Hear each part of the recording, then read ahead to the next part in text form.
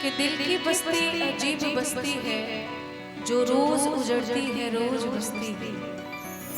और दिल की दौलत खरीदने वालों, ये जितनी महंगी है उतनी ही सस्ती है। आप लोगों को लग रहा है कि पूरी दुनिया का ठंड आपको ही लग रहा है।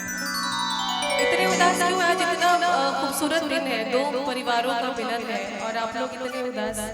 स्माइल होनी चाहिए चेहरे पे कि किसी को दिल का दीवाना पसंद है, किसी को दिल का नजराना पसंद है। हमें औरों का तो पता नहीं, हमें औरों का तो पता नहीं, मुझे बस आप सभी का मुस्कुराना पसंद है। आप लोग मुस्कुराइए और जो लोग मुस्कुराने वाले पीछे बैठे हैं